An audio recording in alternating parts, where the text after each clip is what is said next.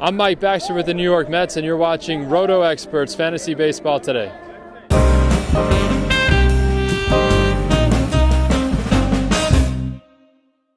All right, you want to make some money playing daily fantasy? Here's something you want to pay attention to. After going 2 for 4 with 2 runs, an RBI, and a walk last night, Reds center fielder Shin-Soo Choo is now 15 for 36 against right-handed pitching this season. Choo has hit all 3 of his home runs against righties and is getting on base at over half his plate appearances. So guess who's good playing daily fantasy against right-handed pitchers? That's right, Bryce Harper, who's hitting .429 and has 5 home runs and 10 RBI against them. Right now, you can't afford not to have either of these 2 outfielders in your lineup when they're playing against right-handed starters.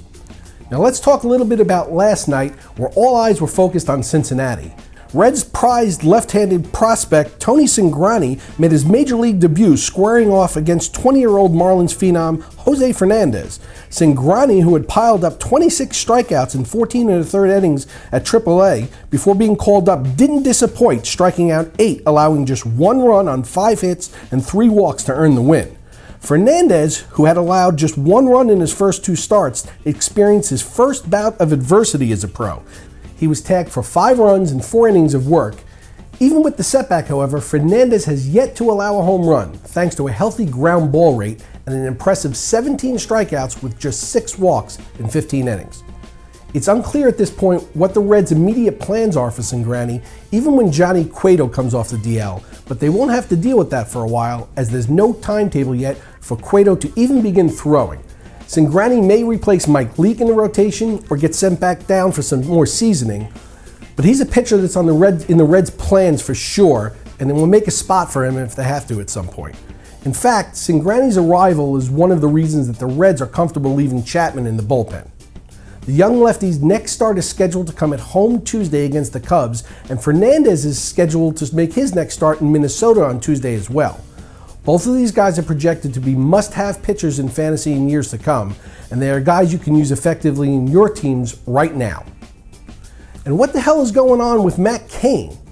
Cain gave up 7 earned runs and 7 hits in 6 innings yesterday. Don't get me wrong, that's better than his second outing where he was chased after 3 2/3, giving up 9 runs. But he now has an ERA of over 7 and a WHIP of over 1.3. And it's not like he's walking anyone. Cain has 20 strikeouts, which is almost a batter an inning, and only 5 walks. Based on his strikeout to walk ratio, it certainly appears that he's healthy.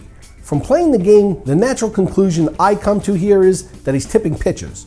And when that happens, word gets around the league fast. If there's someone in your league looking to dump him because they don't know what's going on and don't want to be the one owning him when they find out, I try to trade for him. If it's just that he's been tipping pitchers, they'll figure that out and he'll get it corrected.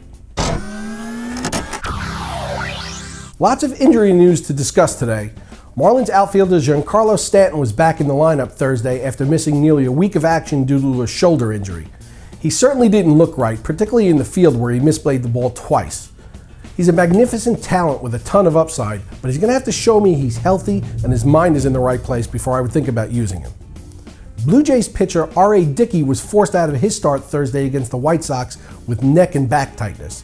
The Blue Jays say the move was precautionary and is scheduled to take the mound Tuesday in Baltimore. Keep an eye out for more news on this if you haven't. Red Sox starter John Lackey on the 15-day disabled list with a triceps injury is scheduled to make a minor league rehab start Monday with AA Portland. Now look, the Red Sox are looking to get him back in the lineup because they're paying him a ton, but that doesn't mean that you should use him when he comes back. And Mets prize catching prospect Travis d'Arnaud, who they received in the trade for R.A. Dickey, took a foul ball off his left foot at AAA Las Vegas and may be out as much as 2 months with a non-displaced fracture of the first metatarsal and has been placed in a walking boot. Now here's a kid who's been traded for 2 Cy Young winners, both Dickey and Roy Halladay, without ever stepping on a major league field. Clearly the scouts love him, but no matter where he goes, he just can't stay healthy. And he's not that young actually, he's already 24. So those of you who have John Buck and were looking to trade him off a fast start just received a gift because almost everybody knew that d'Arnaud was going to be taking his job later this season. That's not so obvious anymore. Kenny in Morgantown, West Virginia writes, "You spoke about streaming a pitcher's spot. What's that?"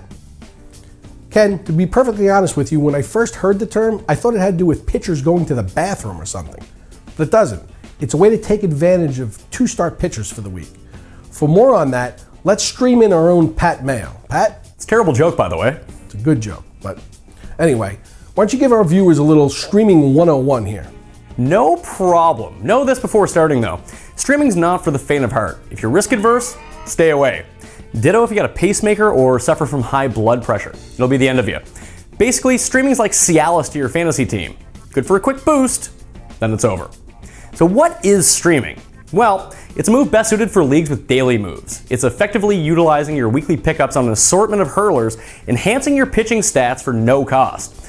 You look at the day's available starting pitchers, and if there's a matchup you feel you can take advantage of, get that guy on your roster for the night.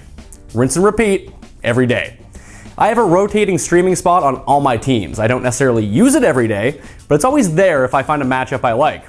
I will warn you though, don't stream just because you can. Make sure it's a good matchup. The goal is to enhance your stats, not inflate them. Done right, you'll jump out to a huge lead in wins and strikeouts just through attrition, without damaging your baseline ERA or WHIP. In weekly moves leagues, it's a bit of a different story. I like to leave streaming spots open and rotate as many quality two-start pitchers through my lineup as possible. Sometimes the matchups don't warrant it, but if you find a good one, you gotta get them in. Here's an example. I didn't have a ton of starts this week, so I scouted the matchups Tuesday, didn't see anyone I liked. Wednesday, I noticed Wade Davis and Jose Quintana were available. I scooped them up and reaped the rewards. That's the best case scenario though. It can really go the other way. And remember, if you're gonna stream, you're either all in or all out. Don't dabble. You have to commit, because it's gonna blow up in your face from time to time, but over the long haul, it's a strategy that'll propel you to a championship. Derek Jeter underwent a CAT scan which revealed a crack in the same area he injured last season. It won't require surgery, but he's now expected to be out until at least the All-Star break. Don't focus on the news of Derek's setback though, because this is an opportunity for Eduardo Nunez to solidify his spot as the next Yankees shortstop. We know Nunez can hit and run the bases. It's his defense that's prevented him from having a permanent position. He's only made one error so far and hasn't gotten off to a great start at the plate, so grab him while you can. It's a thin position and a full season of at-bats could place Nunez among the second-tier shortstops. For RotoExperts, I'm Mike Cardano.